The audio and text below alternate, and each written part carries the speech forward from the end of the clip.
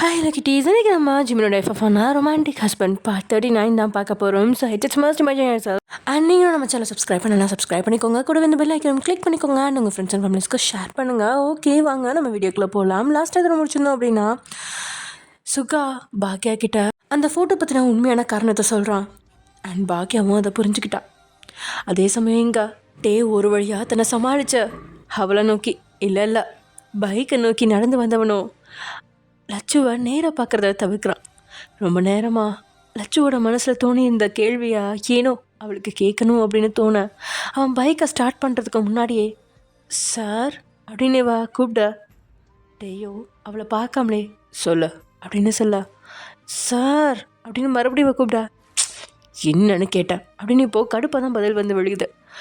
இல்லை, இந்த சாரி எனக்கு எப்படி இருக்குன்னு நீங்கள் எதுவுமே சொல்லலையே சார். எவ்வளோ காசு கொடுத்து வாங்கியிருக்கீங்க, அதுவும் உங்கள் கையால் அப்படின்னு ஆரம்பித்தவன் அவன் பட்டுன்னு திரும்பவும் வாயை மூடிக்கிட்டான்.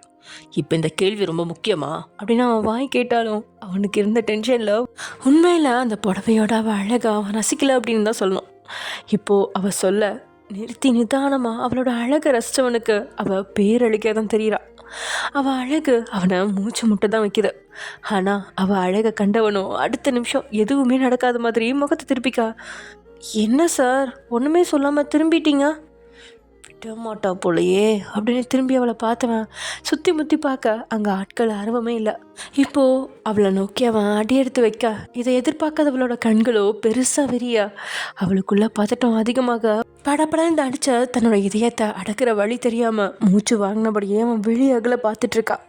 அவளை நல்லா நெருங்கினவனோ அவளை உரச நூலிலே தூரம்தான். ஆனால் உரசாமல் நின்று அவளோட கண்களை பார்த்தவன் என்ன மனுஷனாக இருக்க விட்றியா, இப்படி பேசிகிட்டு இருந்தா நீ வீட்டுக்கு போகிறது ரொம்ப கஷ்டம் அப்படின்னு வார்த்தைகளை அவனும் மாரி சொல்லிட்டான். அப்படியே அடுத்த நிமிஷம் அவள்கிட்ட திரும்பி தப்பின்னு நிறைய அழுத்தமாக கோதுனவன் மின்னல் வேகத்தில் வண்டியை ஸ்டார்ட் பண்ணி ஆக்சிலேட்டரை முறுக்கிட்டு இருக்கான். அவன் ஆக்சிலேட்டர் முறுக்கிற சத்தத்தில் தான் அவன் தன்னை விட்டு விலகிட்டான் அப்படிங்கிற உண்மையே அவளுக்கு புரியுது. வேகமாக அவளும் வண்டியில் ஏறிக்கா. அடுத்த நிமிஷம் அந்த வண்டி சிட்டாக பறக்குது. லட்சுவை அமைதியாக இருக்கிற சொன்னவனும் டே தான். ஆனால் இப்போது அவன் அமைதியாக வரவும் அவனுக்கு பிடிக்கல.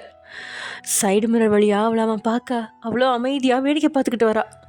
இந்த புடவைல நீ ரொம்ப அழகாக இருக்கேன்னு சொல்ல தான் ஆசை, ஆனால் இந்த புடவையோட அழகை தூக்கலாக சொல்லி உன் அழகை கம்மியாக சொல்ல நான் விரும்பலை அப்படின்னு அவன் புரியாத புதிர அவகிட்ட அவள் அழகு அப்படின்னு இன்டைரக்டாக சொல்ல பாவம் நம்ம டியூப் லைட் லட்டுக்கு தான் அவன் சொல்கிறது புரியல.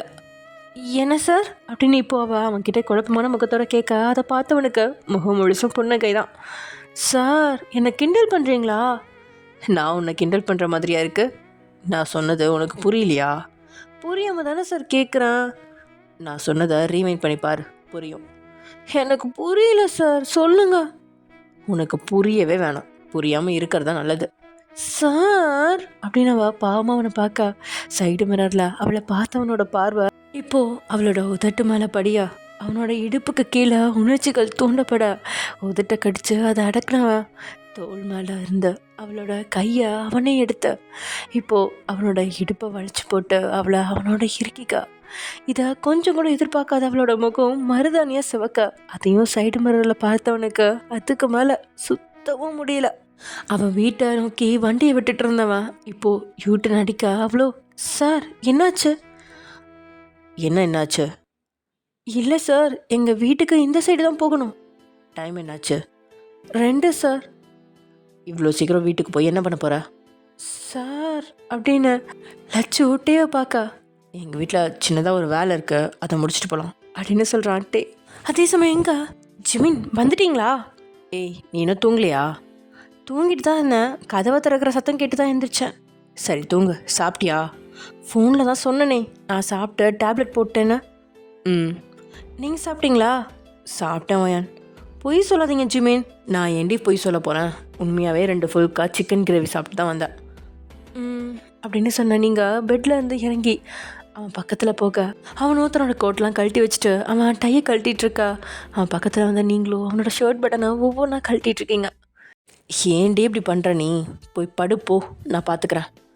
ஏன் ஜிமின், நான் கழட்டக்கூடாதா அப்படின்னு நீங்கள் அவன் உடலோட அவங்களோட விரலால் உரசினபடியே அந்த ஷர்ட் பட்டன்லாம் கழட்ட, மேடம் ஏதோ ஒரு முடிவில் இருக்கிற மாதிரி தெரியுது அப்படின்னு அவன் சொல்ல, நீங்களோ அவனை நல்லா நெருங்கி அவன் நெஞ்சோட நெஞ்சு முட்டினபடியே நின்று அவனோட சட்டையை கழட்டின நீங்கள் அவன் முகத்தை பார்த்து, என்ன எவ்வளோ பிடிக்கும் ஜிமின் உங்களுக்கு? ஆரம்பிச்சிட்டியா நீ? சொல்லுங்க ஜிமின். இப்போவே சொல்லவா? இதுக்குன்னு நேரம் கிழமை பார்த்துட்டு இருக்க முடியும்? ரெஃப்ரெஷ் ஆகிட்டு வரேன்டி, அப்புறம் உன்னோட கேள்வியை கேட்டுக்கோ. வேணாம் வேணாம் அப்படின்னு அவனோட இடுப்பை வளைச்ச நீங்கள், சொல்லுங்க அப்படின்னு அவனோட மார்பு முடிகளை பிடிச்சு இழுத்தபடியே கேட்க, வலிக்குது ஒயன். அப்போ சீக்கிரம் சொல்லுங்க. ஏண்டி, இந்த கேள்வி எத்தனை தடவை நீ என்கிட்ட கேட்ப?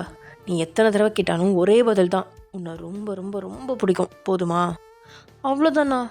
பின்ன வேற என்னடி? நான் என்ன சொல்லணும்னு நீ எதிர்பார்க்குற? ஜிமின், அதுக்கும் மேலே எதிர்பார்க்குறேன். உன்னோட விளையாட்டுக்கெல்லாம் நான் ஆள்லப்பா, என்ன விடு அப்படின்னு சொன்னவன் உங்ககிட்ட இருந்து விலகி பாத்ரூம்குள்ளே நுழைஞ்சிக்கிட்டான். எப்படியும் வெளியே வந்து தானே ஆகணும் அப்படின்னு நினச்ச நீங்களோ அவனுக்கு நைட்டு ட்ரெஸ் எல்லாம் எடுத்து வச்சுட்டு பெட்டில் உட்காந்து ஃபோனை பார்த்துட்ருக்கீங்க. அதே சமயம் கட்டே அன்னைக்கு மாதிரி இன்றைக்கும் அவனோட வீட்டுக்கு லட்சுவை அழைச்சிட்டு வந்தவன் டிவி ஆன் பண்ணி அவளை ஹாலில் இருக்கும்படி சொல்லிட்டு ரூமுக்கு போனவன் இன்னும் வரல. அன்னை விட இன்னைக்கு லட்டுவோட மனசில் அவன் மேலே உரிமை அதிகமாக எழ 10 நிமிஷம் வரைக்கும் காத்திருந்தவ அதுக்கப்புறம் எழுந்து போய் அவன் ரூமை திறந்து பார்க்க அவனும் ரூமில் இல்லை. எங்கே போயிட்டாரு? உள்ளே தானே வந்தார் அப்படின்னு நினச்சபடியே அவள் உள்ள நுழைய அங்கேருந்து பாத்ரூம்லேருந்து தண்ணி சத்தம் கேட்கவும் அவன் முகத்தில் புன்னகை மலர, ஓ சார் இந்த வேலைக்கு தான் அழைச்சிட்டு வந்தாரோ, நம்ம மனசு தான் எங்கெங்கேயோ போகுது அப்படின்னு தலையில் அடிச்சுக்கிட்டவா அந்த ரூமை விட்டு வெளியே வந்து மறுபடியும் டிவியை பார்க்க ஆரம்பிச்சிட்டா. அடுத்த 10 நிமிஷத்தில் லோயர் ஸ்லீவ்லெஸ் பனியனோட வெளியே வந்தவனை பார்த்து வேர்த்து விறுவிறுத்தவா, சார் அப்படின்னு அவள் உட்காந்து இந்த சோஃபாலேருந்து எழுந்து நிற்கா.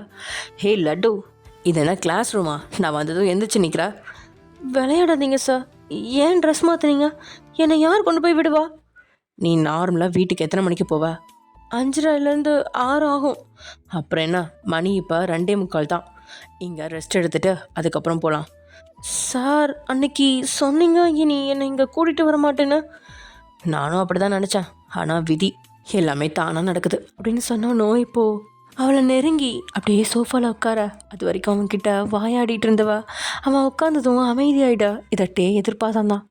வேணும்னே தன்னுடைய முறுக்கேறிய பூஜத்தை வச்சு அவளோட கையில் அடிச்சு, லடோ அந்த ரிமோட் எடு அப்படின்னு ஏதோ பொண்டாட்டிக்கிட்ட கேட்குற மாதிரி அத்தனை உரிமையாக அவன் கேட்க அதில் அவ்வளோ நல்லா தடுமாறி வேகமாக ரிமோட்டை எடுக்க எந்திரிக்க போக, அட இதுக்கு எதுக்கு எந்திரிக்கா அப்படின்னு சொன்னவன் வேணும்னே அவளை உரசினபடியே நகர்ந்து அவளோட முன்னாடி இருந்த ரிமோட்டை எடுத்து அவள் கையில் கொடுக்க அவன் உரசலால் உடலில் ஏற்படுத்தின அந்த சூடு தாங்க முடியாமல் அவன் பக்கத்தில் இருக்கிற இன்ப அவஸ்தையை அனுபவித்தபடியே, என்னை விட்டுடுங்க அப்படிங்கிற மாதிரி அவன் பார்க்க அவனும் அவள் கையை பிடிச்ச அதில் ரிமோட்டை வச்சு, உனக்கு பிடிச்சதவே அதையே நானும் பார்க்குறேன் அப்படின்னு அவள் காது பக்கத்தில் சொன்னவன் அந்த குரலில் அவள் சிலர்த்து அடங்கிட்டு இருக்கும்பொழுதே அவளோட ரிமோட் இல்லாத கையை பிடிக்க, சார் நீங்கள் அப்படின்னு அவள் உதடுகள் படபடக்க அவனை பார்க்க துடிக்கிற அந்த உதட்டு மேலே ஒரு விரலை வச்சவன், நீ எதுவும் பேசாத லட்டு அப்படின்னதும் வாய் அடைச்சி போக, டேயோ அதோட நிற்கல, அடுத்தடுத்த தாக்குதலை அவன் மேலே செலுத்திக்கிட்டே இருக்கான். ஆமாம், அவன் கையில் பிடிச்சிருந்த அவளோட கையை மென்மையாக வருடி விடா அவளும் அவன்கிட்ட இருந்து கொஞ்சம் கொஞ்சமாக உருகிட்டு இருக்கா. அவளோட கையை பிடிச்சதுமே தான் கண்ணை மூடினவ தான் இன்னும் திறக்கலை. மெதுவாக வெண்டை பிஞ்சு மாதிரி இருக்க அந்த பஞ்சு விரலை வருடினபடியே அந்த கையை அப்படியே அவனோட ஷேவ் பண்ண கன்னத்தில் வைக்க, லைட்டாக ஷேவ் பண்ணாலும் ஒரு மாதிரி கொத்தும் இல்லையா, அந்த முடி லைட்டாக லட்சு கையை உரச அது லட்சுவை ஏதேதோ செய்ய அவள் கை நடுக்கத்தை அவனால் நல்லாவே உணர முடியுது. சில்லிட்டு போயிருந்த அவளோட விரலோட ஒன்றை கன்னத்தில் இருந்து எடுத்து அவள் எதிர்பாராத நேரத்தில் அவன் அந்த விரலை அவன் வாயில் வைக்க அவனோட அத்தனை சேட்டையும் உள்ளுக்குள்ளே ரசித்தும் அவஸ்தையாக அனுபவிச்சுக்கிட்டு இருக்கா. ஆனால் திடீர்னு அவன் விரலோட கதகதப்பை உணர்ந்து அவள் கண்களை திறந்து அதிர்ச்சி அவனை பார்க்க அவன் நினச்சது சரிதான் அப்படிங்கிற மாதிரி குச்சி மிட்டாய் சாப்பிட்ற மாதிரி அவளோட விரலை வாயில் வச்சு சப்பிட்டு இருக்கான். அவளோ பட்டுன்னு கையை உருவி அவன்கிட்ட இருந்து எழுந்து போக பார்க்க, அவள் கையை எடுத்த வேகத்தில் அவளோட இடையை பிடிச்சு பின்னாடி இழுக்க மொத்தமாக லட்டுவும் மடியில் பூ குவியலாக விழுந்துட்டான். தான் மேலே விழுந்தவளோட வாசத்தை அவள் கழுத்து வளைவில் முகத்தை புதைச்சு நல்லாவே உள்ளெடுத்துவான். லட்டு அப்படின்னு கிறக்கமான குரலில் கூப்பிட அவ்வளோ ரொம்பவே பலவீனமான குரலில் சார் அப்படின்னு கூப்பிட என்னை விட்டு போக மாட்டேதானே லட்டு அப்படின்னு அவன் கேட்கா. லட்சுவோ வாயை திறந்து பதில் சொல்லாம போக மாட்டேன் அப்படின்னு தலையை மட்டும் ஆட்டா. ஆனால் அவளோட கழுத்து வளைவில் மெதுவாக கடிச்சு வாயை திறந்து சொல்ல அப்படின்னதும் இங்கே லட்சுக்கோ நடக்கிற எல்லாமே கனவாக இருக்கக்கூடாதா அப்படின்னு தோண ஆரம்பிச்சிருச்சு. அவங்களோட எல்லையை கடந்துக்கிட்டு இருக்காங்க அப்படின்னு உணர்ந்தவளுக்கு அதுலேருந்து வெளியே வரதான் தைரியம் இருக்குல்ல. அவளோட எடையை பிடிச்சிருந்த அவனோட விரல்கள் புடவைய மெதுவாக விளக்க பார்க்க அவ்வளோ இப்போது அவன் கை மேலே கை வச்சு புடவைய விளக்க விடாமல் இறுக்கமாக பிடிச்சிக்கிட்டான். லட்டு ப்ளீஸ். வேணாம் சார், பயமாக இருக்கு. நான் தான் இருக்கேன்ல சார். இது தப்பு. எது லட்டு தப்பு? இப்படி கை வச்சிருக்கிறதா அப்படின்னு சொன்னபடியே அவனோட கை சர்றன்னு அவளோட புடவைக்குள்ளே புகுந்துற அவளுக்கு ஒரு நிமிஷம் மூச்சு நின்று துடிக்க சார் அப்படின்னு திரும்பி அவனை பார்க்க அதுக்கு மேலே டேயால முடியல.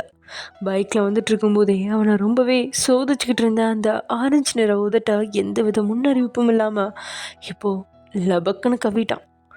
அவளோ அவனோட செய்கையில் தன் கண்கள் விரிய அவனை பார்க்க, ஆனால் அவனும் அவளோட விரிஞ்ச கண்களை ரசித்தபடியே பழசொல மாதிரி இருந்த அந்த உதட்ட உறிஞ்சிட்ருக்கான்.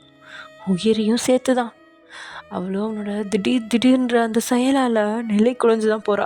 ஒரு கட்டத்துக்கு மேலே முடியாமல் ஆவேசமாக அவன்கிட்ட இருந்து தன்னை பிரித்து எடுத்தவா என்ன சார் பண்ணுறீங்க, இது தப்பு அப்படின்னு கண்கள் கலங்க கேட்கா. Laddu I need you sir, please laddu, ஒரே ஒரு தடவை அப்படின்னு டே சொல்ல லட்சு ஓம சொல்ல அந்த வார்த்தையை கேட்டு அதிர்ச்சியில் கண்களை விரிக்க ஹே உனக்கும் இதில் இஷ்டம் இருக்குன்னு எனக்கு தெரியும், எல்லாமையா நீ என்கிட்ட அப்படி நடந்துக்கிட்டா? சார் அது நான் அந்த மாதிரி அப்படின்னு அவள் பேசவே அவனும் அவள் இடையில கை கொடுத்து அவளை தன்னோட இருக்கா.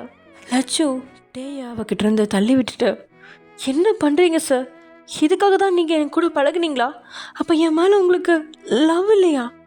வாட், லவ்வா அப்படின்னு அவன் சத்தம் போட்டு சிரிக்கா. லட்சம் அவன் பேச்சை கேட்டு உள்ள நொறுங்கின நிலையில் அவனை பார்க்கா. உன் வயசுனா என் வயசுனா, நீ என்னோட ஸ்டூடெண்ட், உன்னை நான் லவ் பண்ணுறேனா? Good joke. உன்கிட்ட அது மாதிரி நான் என்னைக்காவது நடந்திருக்கேன் என்ன? ஐ மீன் உன்னை லவ் பண்ணுறேன் அப்படின்னு லவ் அப்படிங்கிற வார்த்தை உன்கிட்ட நான் யூஸ் பண்ணியிருக்கேனா? உன் மேலே எனக்கு அந்த ஃபீலிங்ஸ் தான் வந்துச்சு. இப்போ கூட நீ என் கூட ஒரே ஒரு தடவை இரு போதும், அதுக்கப்புறம் நான் உன்னை டிஸ்டர்ப் பண்ணவே மாட்டேன். என்னை நீ ரொம்ப டிஸ்டர்ப் பண்ணிட்ட, அதனால தான் கேட்குறேன், உனக்கு ஓகே தானே அப்படின்னு அவன் சொன்னபடியே அவள் கையை பிடிக்க அவளுக்கோ பைத்தியம் பிடிக்கிற மாதிரி இருக்கு. அவன் பேச உள்ளுக்குள்ள நொறுங்கி போனவ அவனோட கையை தாங்கிட்டு இருந்து ஆவேசமாக தள்ளிவிட்டு ஐயோ போதும் போதும் போதும் அப்படின்னு தான் 2 கைகளையும் தான் 2 காதுகளில் வச்சு அவனை பார்த்து கத்த. அவள் கத்துல தூக்கம் களையா கண் வலிச்சு பார்த்தவ மூச்சு வாங்கினபடி முகம்லாம் வேர்த்து கொட்ட சுற்றி முற்றி பார்க்க யாருமே இல்லை.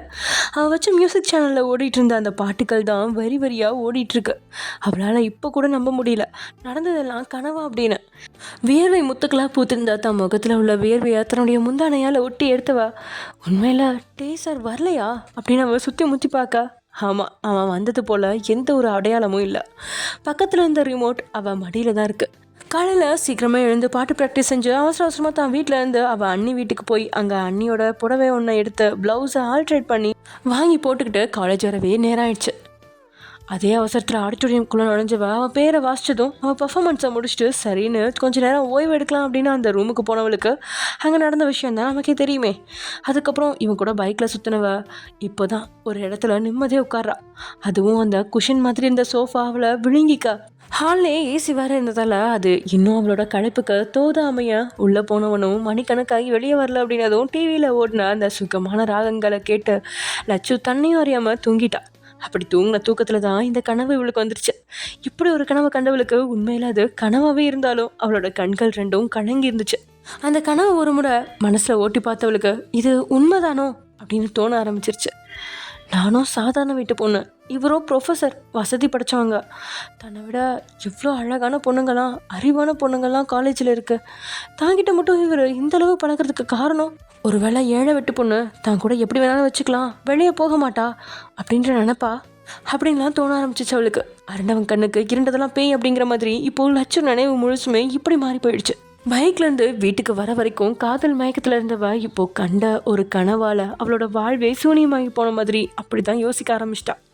இப்படி ஒரு பேர் வாங்குறதுக்காக தான் அண்ணி தன்னை இவ்வளோ கஷ்டப்பட்டு படிக்க வச்சாங்க.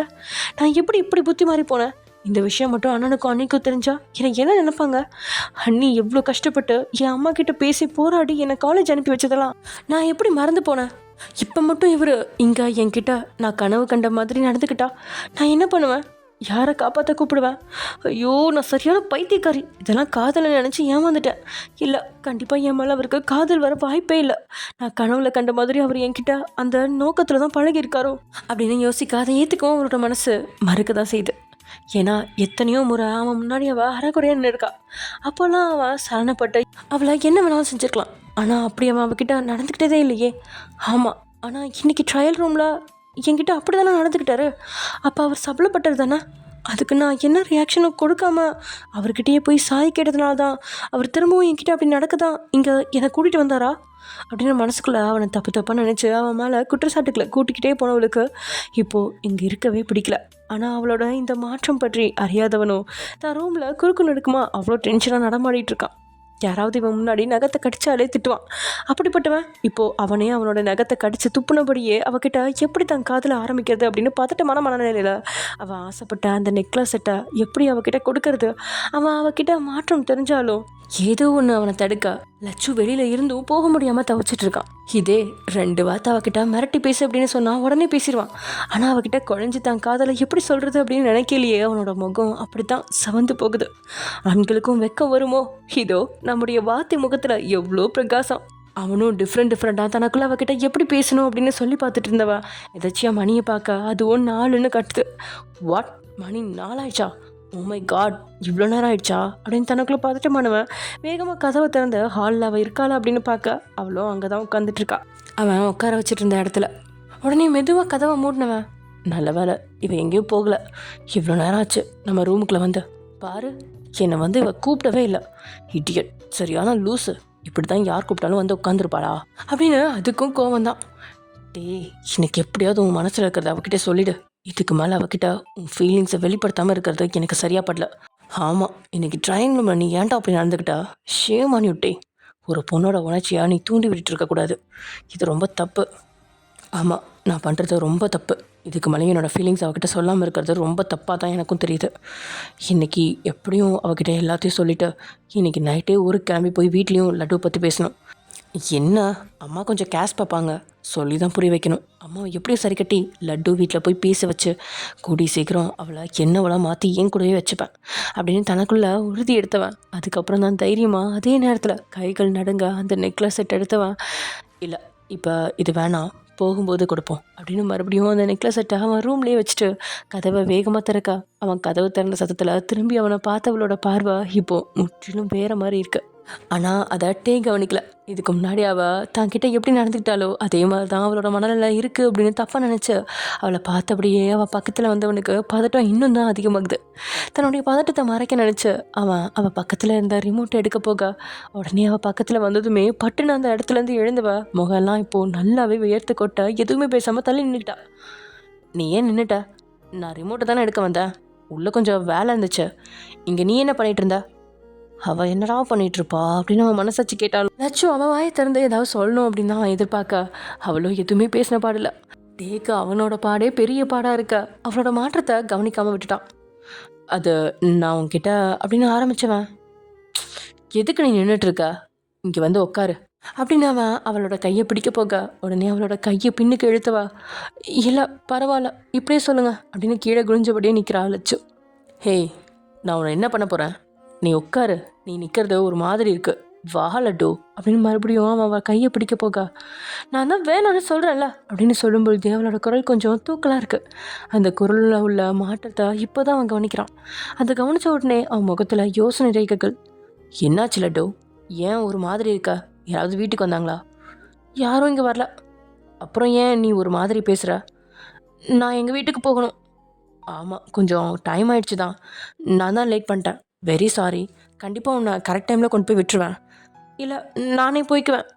என்னாச்சு லட்டு, இவ்வளோ நேரம் உன்னை வெளியே வெயிட் பண்ண வச்சுட்டேன்னு கோவமா? அப்படின்ட்டு அவகிட்ட இறங்கி போய் முறையாக அவ்வளோ தன்மையாக கேட்கா. அவனோட இந்த குரலை கேட்டவளுக்கு உள்ளுக்குள்ளே அழுக முட்டிக்கிட்டு தான் வருது. உண்மையில் அவளுக்கு குழப்பமாக தான் இருக்குது. ஒருவேளை நம்ம தான் இவரை தப்பாக நினைக்கிறோமா? இல்லை, காரியம் சாதிக்கணும்னா எந்த அளவு வேணால் இறங்கி பேசுவாங்க அப்படின்னு மறுபடியும் வேதெல்லாம் முருங்கை மரம் ஏற மாதிரி அவளுக்குள்ளேயே அவள் சொல்லிட்டு நிற்கா. லட்சுவோட மனசு டேக்கு எவ்வளோதான் சப்போர்ட் செஞ்சாலும் அவள் கண்ட கனவோட தாக்கம் அவனோட அந்த நடத்தையா நம்ப முடியாம அவனையே தப்பாவே கணிக்கா. இது எதுவுமே தெரியாதவா அவளை நிற்க வச்சு இந்த விஷயத்த பொறுமையாக பேச முடியாது அப்படின்னு நினச்சி, நீங்கள் வந்து உட்காரு, அப்போ தான் என்னால் பேச முடியும் அப்படின்னு சொல்ல, அவளோ என்றைக்கும் இல்லாத பிடிவாதமா, முடியாது, நீங்கள் இப்படியே சொல்லுங்கள் அப்படின்னு சொல்ல, ஏய் இப்போ உனக்கு என்ன ஆச்சு? நான் உள்ளே போகும்போது நல்லா தானே இருந்தா? நான் தான் சொல்கிறேன்ல, உள்ளே கொஞ்சம் வேலை இருந்துச்சு லட்டு, அதை முடிச்சுட்டு வர டைம் ஆயிடுச்சு. நான் வேணும்னு வெயிட் பண்ண வைக்கல, வா வந்து உட்காரு அப்படின்னு இப்போது அவள் பக்கத்தில் போய் அவளோட தோளத்தோட போக அவ்வளோ அடுத்த நிமிஷம் தீ சுட்ட மாதிரி அவன் கிட்டேருந்து விலகியிருக்கா. அவனுக்கு இப்போ தான் அவகிட்ட அந்த மாற்றமே புரியுது. ஏனோ இவ்வளோ நேரமும் அவன் பேசினது எதுவுமே அவனுக்கு அவ்வளோவா பாதிப்பை ஏற்படுத்தலை.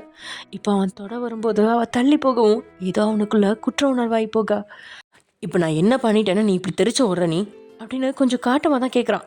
அவன் கோபமாக கேட்போம், பண்ணுறதையும் பண்ணிவிட்டு இவர் கோபம் வேறு படுவாரோ அப்படின்னு உள்ளுக்குள்ளே கோபம் வர மூக்கு வடைக்க அவனை நிமிர்ந்து பார்த்த லட்சு, முதல்ல நீங்கள் எதுக்கு என்ன டச் பண்ணுறீங்க? என்ன விஷயம் அதை மட்டும் சொல்லுங்கள் அப்படின்னதும் அவன் மனசில் சொல்லிருந்த வலி. நம்ம மனசுக்கு பிடிச்சவங்க, இது வரைக்கும் எதிர்த்து நம்ம ஒரு வார்த்தை கூட பேசாதவங்க திடீர்னு இப்படி ஒரு கடுஞ்சொல்லால் தாக்கும்போது வலி இழத்தானே செய்யும். இல்லை, நீ என்னோட லட்டு இல்லை அப்படின்னு சொன்னவன், என்ன நடந்துச்சு இப்போ சொல்கிறியா இல்லையா அப்படின்னு கத்த, ஒன்றும் நடக்கலை சார், இப்போ நான் வீட்டுக்கு போகணும், போகலாமா? தாராளமாக போகலாம், ஆனால் அதுக்கு முன்னாடி உங்ககிட்ட எப்படி இந்த மாற்றம் வந்துச்சுன்னு எனக்கு தெரிஞ்சே ஆகணும். என்னாச்சு சார், நீங்கள் நினச்சது நடக்காதுன்னு தெரிஞ்சதும் கோவம் வருதா அப்படின்னு லட்சம் சொல்லவும் அவனும் குழப்பமான முகத்தோட அவளை பார்க்க அவ்வளோ விரக்தியான சிரிப்பை அவனை உதிர்த்தவா. கரெக்டாக சொல்லிட்டேனா சார்? என்ன கரெக்டாக சொன்ன? எனக்கு புரியல நீ பேசுறது. ஏன்னா நீங்கள் எதுக்கு இங்கே கூட்டிகிட்டு வந்தீங்க? அது ரொம்ப நாளாக உங்ககிட்ட ஒரு விஷயத்தை பற்றி பேசணும்னு நினச்சேன், அதை பேச தான் கூட்டிகிட்டு வந்தேன். ஏன்? ஓகே, இப்போ பேசுங்க அப்படின்னு அவள் கை கட்டி அவனை பார்க்க, ஆனால் அதை இப்போ எனக்கு பேச பிடிக்கல அப்படின்னு சொன்னதும் அவளும் அவனை பார்த்து கேலியே சிரிச்சவா.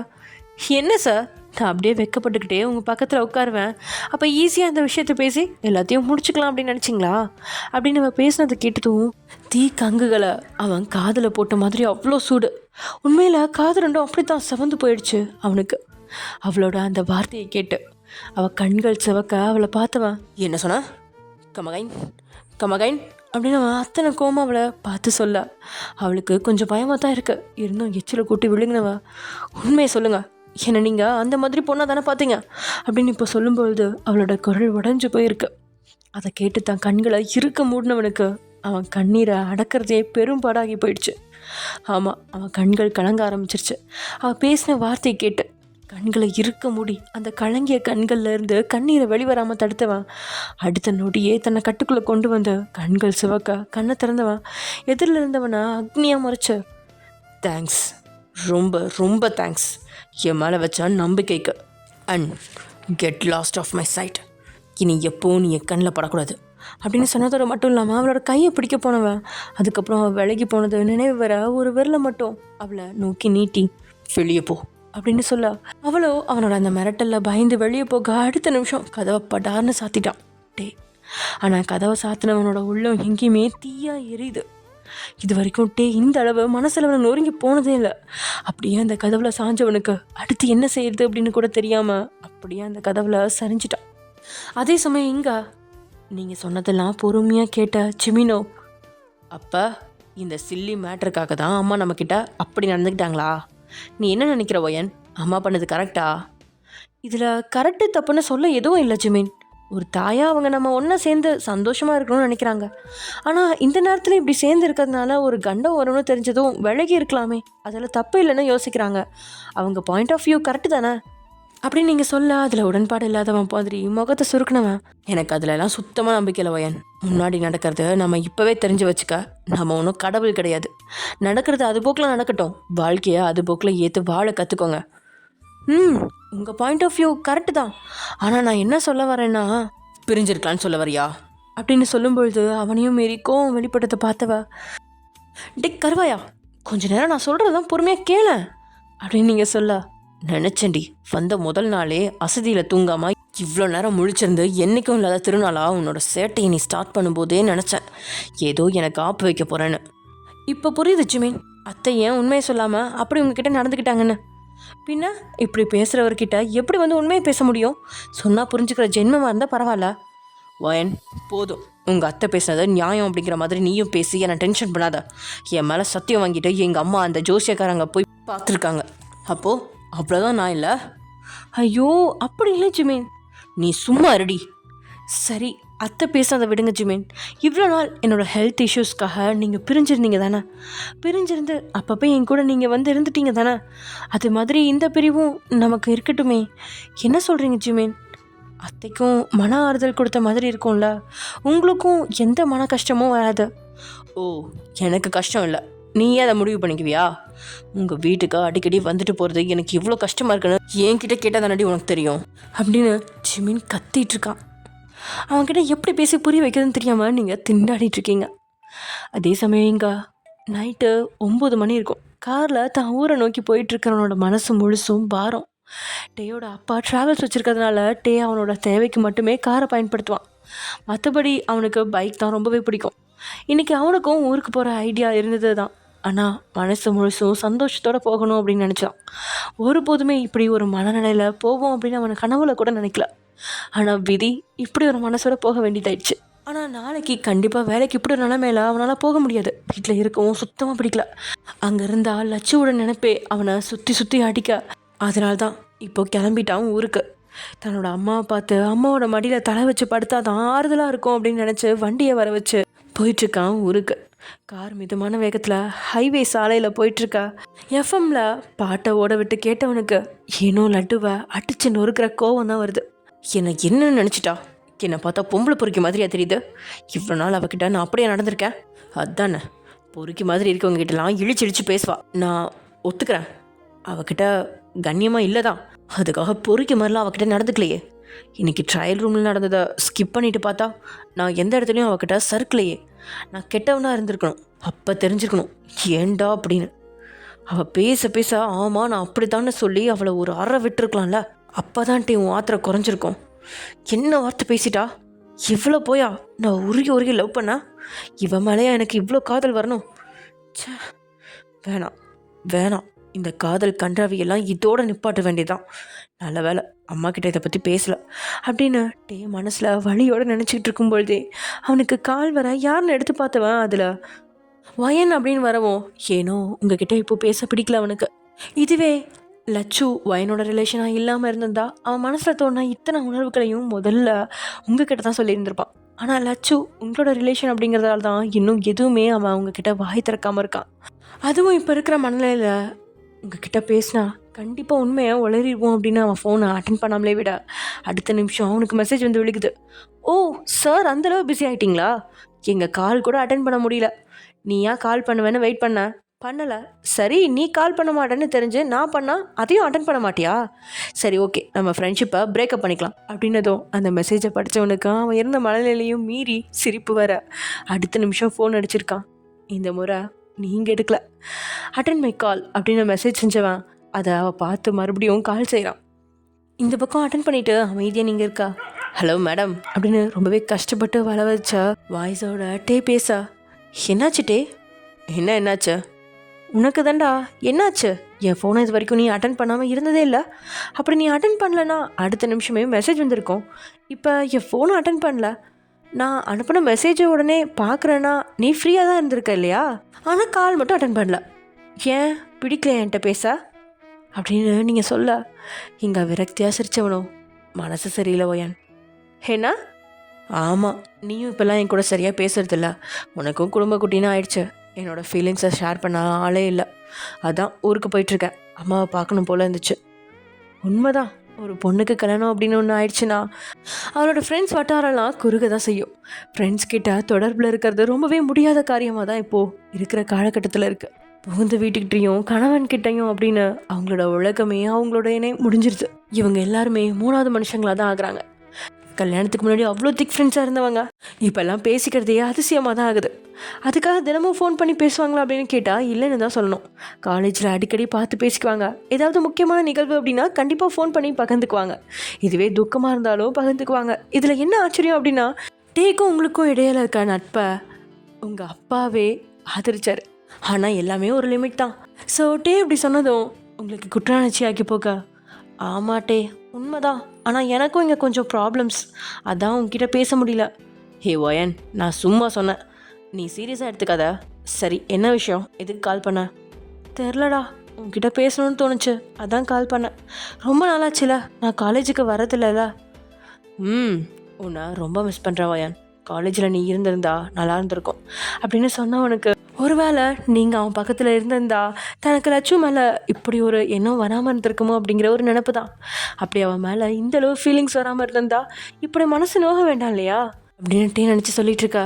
நீங்களும் உண்மையை சொல்லப்போனால் நானும் தான் உன்னையும் மிஸ் பண்ணுறேன். உன்னை மட்டும் இல்லைடா, என்னோடய ஃப்ரெண்ட்ஸ் எல்லாத்தையுமே மிஸ் பண்ணுறேன். யாருமே இப்போ என் கூட காண்டாக்டில் இல்லை, எப்பயாவது தான் பேசுவாங்க. சரி, அதெல்லாம் விடு. என்ன பிரச்சனை? உனக்கு என்ன பிரச்சனை? எனக்கு 1000 பிரச்சனை இருக்குடா, நீ சொல்லு. உன் மனசு சரியில்லைன்னு சொன்ன, ஏன்னோ அதுக்கு மேலே மனசுக்குள்ளே வச்சுருக்க முடியல. யார்கிட்டயாவது சொன்னால் மனசோட பாரம் குறையும் அப்படின்னு நினச்சவன் கொஞ்ச நேரம் அமைதிக்கு அப்புறம் லவ் ஃபெயிலியர் ஆயிடுச்சு ஒயன். என்ன அப்படின்னு இந்த பக்கம் தான் 2 கண்களையும் விரித்து ஷாக்கான நீங்கள், நீ லவ் பண்ணியா? யாருக்கு அதில் பூ சுத்துற? ஏன் ஒயன், நான் என்ன லவ் பண்ணக்கூடாதா என்ன? ஹேட்டே, நான் அதை நினச்சி கேட்கல. எப்பவும் பொண்ணுங்க கிட்ட டிஸ்டன்ஸில் தானே பழகுவேன், அதனால தான் கேட்டேன். அதுதான் ஒயன், நான் பண்ண பெரிய தப்பு. எல்லாரும் மாதிரியும் நார்மலாக இருந்திருந்தா எனக்கு அவன் மேலே இந்த மாதிரி ஃபீலிங்ஸ் வந்திருக்காதோ என்னவோ. ஏன் ஒயன் எனக்கு அவன் மேலே மட்டும் வரணும்? அவளா? அவ உனக்கு சொன்னால் தெரியாதுடி. ஹேட்டே, நீ இவ்வளோ பெரிய கேடி தெரியுமா? லவ் பண்ணியிருக்க, இதை நீ என்கிட்ட தானே முதல்ல சொல்லியிருக்கணும். சரி, இப்போ என்ன ஆச்சு உங்கள் லவ்வில்? எப்போ இருந்து லவ் பண்ணுறீங்க? எத்தனை வருஷமாக லவ் பண்ணுறீங்க அப்படின்னு நீங்கள் கேள்விகளை அடுக்கிக்கிட்டே போக, இத்தனை கேள்வி கேட்டால் நான் எதுக்கிட்டே பதில் சொல்கிறது? முதல்ல எல்லாத்துக்கும் 1 by 1 பதில் சொல்லு, இங்கே ஒன்றும் அவசரம் இல்லை அப்படின்னு நீங்கள் சொல்ல. இப்போ தான் வயன் ஒரு 3 months இருக்கும். முன்னாடியும் அந்த பொண்ணை பார்த்துருக்கேன் தான், ஆனால் அந்த பொண்ணை பார்க்கும்போதெல்லாம் கடுப்பாக தான் இருக்கும். உங்ககிட்ட நான் ஏற்கனவே சொல்லியிருக்கேன் இல்லையா, பொண்ணுனா உன்ன மாதிரி இருந்தால் தான் எனக்கு பிடிக்கும்னு. நல்லா டேலண்ட்டாக எல்லாத்துலேயும் ஃபர்ஸ்ட் வரணுன்னு, பெஸ்ட்டாக இருக்கணும்னு, தைரியமாக ஒரு போல்டான கேரக்டர் தான் நான் என்னோடய வாழ்க்கை துணையாக ஏற்றுப்பேன்னு. ஆனால் இதில் எந்த ஒரு குவாலிட்டிஸுமே இந்த பொண்ணுக்கிட்ட இல்லை. ஆனால் அந்த பொண்ணு மேலே எனக்கு அட்ராக்ஷன் வந்திருக்கு. எப்படி ஒயன்? ஆனால் அந்த பொண்ணை லவ் பண்ண ஸ்டார்ட் பண்ணதுலேருந்து எனக்கு அவள் கேரக்டர் ரொம்ப பிடிச்சிருக்கு. நான் எக்ஸ்பெக்ட் பண்ண எதுவுமே இல்லைனாலும் அவளை தான் எனக்கு பிடிச்சிருக்கு. இது புரியாத ஒரு விந்தையாக இருக்குல்ல. டேய், யாரா அந்த பொண்ணு? எனக்கே அவளை பார்க்கணும் போல இருக்கு அப்படின்னு நீங்கள் சிரிப்போட சொல்ல. ஓய், என்ன உனக்கு காமெடியாக இருக்கா நான் பேசுகிறத? இல்லட்டே, உண்மையாக தான் கேட்குறேன். இந்த விஸ்வாமித்திரரே சாட்சி அந்த மேனகையை நான் பார்த்தே ஆகணும். அதெல்லாம் எதுவும் வேணாம், அதான் பிரேக்கப் ஆயிடுச்சே. சரி, எப்படி தான் உங்களுக்குள்ளே பிரேக்கப் ஆச்சு? ஜஸ்ட் 3 months லவ் தான். சரி, ஃபஸ்ட்டு நீ உன் லவ்வை எப்படி சொன்ன? அவ்வளோ உன்னை பண்ணுறாளா இல்லை ஒன் சைட் லவ்வா? எங்கள் லவ்வை சொல்கிறதுக்குள்ளே தான் எனக்கு பொம்பளை பொறுக்கி பட்டம் கட்டி என்னை அசிங்கப்படுத்திட்டாளே. வாட் அப்படின்னு அதை கேட்ட உங்களுக்குமே கோவம் வரா? என்னட்டே சொல்கிறா? ஆமாம், அவள் கூட இந்த 3 மாதம் பழகியிருக்கேன். இந்த 3 மாதம் பழகின பழக்கத்தில் அவள் சொல்கிறா, நான் அவகிட்ட அந்த மாதிரி எண்ணத்தில் தான் பழகியிருக்கேனா. எனக்கு எவ்வளோ கோவம் வரணும் ஒயன் அப்படின்னுட்டே இதை சொல்லும் பொழுதே அவனோட அந்த குரல் உடஞ்சிருக்கு. இந்த பக்கம் இருந்த உங்களுக்குமே புரியுது அவன் மனதளவில் எவ்வளோ ஹர்ட் ஆகிருக்கான் அப்படின்னு. டே, நான் ஒன்று சொல்லவா? அவள் உனக்கு வேணாம். 3 மாதம் பழகியும் உன்னை பற்றி அவளுக்கு தெரியலனா என்ன பொண்ணு அவள்? டேய், உன்னை மாதிரி பையன்லாம் அவளுக்கு கிடைக்கவே கிடைக்காதுடா. இந்த மாதிரி பையன் கோடியில் ஒருத்தனாக தான் இருப்பான். காமெடி பண்ணாத ஒயன். Hey, be serious man. உண்மையாக தான் சொல்கிறேன். உன் கூட ஃப்ரெண்டாக நான் பழகியிருக்கேன். நீ அக்மா கேரக்டர் தெரியுமாடா? உன்னோட அருமை தெரியாத ஒருத்தி உன் லைஃபுக்கு வேணாம், விடு. சரி ஒயன், அம்மா கிட்டேருந்து கால் வருது, நான் கூப்பிட்றேன் வை அப்படின்னு சொன்னதும், சரிட்டே நீ ஃபீல் பண்ணாதா, ஊருக்கு போயிட்டு கால் பண்ண அப்படின்னு சொல்லி நீங்களும் ஃபோனை வச்சிடுறீங்க. இந்த பக்கம் இருந்தவனுக்கு அவ்வளோ சீக்கிரம் அவளை தான் மனசுலேருந்து எடுக்க முடியாது அப்படின்ற உண்மையை புரிஞ்சிருச்சு. ஏனோ இப்போது நீங்கள் அவன் உனக்கு வேணாம் அப்படின்னு சொல்லும்போதே அவனுக்குள்ளே அவ்வளோ வலி எடுத்துருச்சு.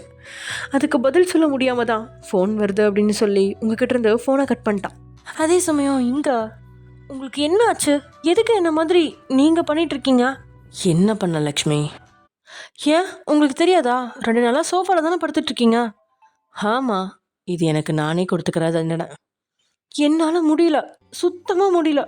எல்லா ப்ராப்ளமும் முடிஞ்சிருச்சு. புதுசாக வாழ்க்கை ஆரம்பிக்கலான்னு ஒவ்வொரு தடவையும் மனசில் நினைக்கும் போது இப்படி ஏதாவது ஒன்று பண்ணி என் மனசை காயப்படுத்திட்டே இருக்கீங்க.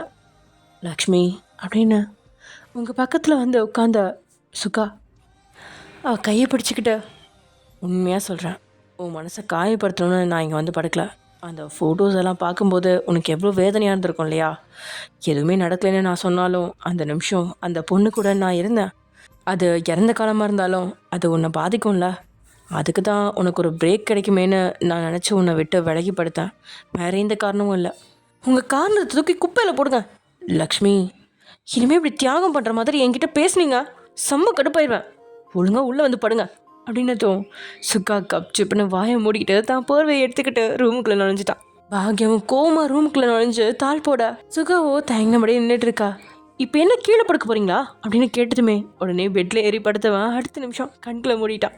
லைட்டை ஆஃப் பண்ணிவிட்டு நைட் லேம்பை ஒளிர விட்டவா அவன் பக்கத்தில் வந்து படுக்க சுகாவுக்கும் சரி பாக்யாவுக்கும் சரி ரொம்ப நாளைக்கு அப்புறம் அவங்க 2 பேரோட ஸ்பரிசம் ஒரு வித நிம்மதியை தான் கொடுக்குது 2 பேர்த்துக்கும். ஒரு பக்கமாக ஒரு கழிச்சு சுகாவை பார்த்து படுத்த பாக்யா அவன் கையை எடுத்து தான் கைக்குள்ளே வச்சுக்க சிவனே கண் விழிச்சு அவளை பார்க்க. ஆனால் பாக்யாவோ கண்களை மூடி தூங்க ட்ரை பண்ணிகிட்ருக்கா. ஓகே ஃப்ரெண்ட்ஸ், இதோட இந்த எபிசோட முடிச்சுக்கலாம். நெக்ஸ்ட் எபிசோட நடக்க போகுது அப்படிங்கிறத நெக்ஸ்ட் எபிசோடில் பார்க்கலாம். ஓகே, பாய்.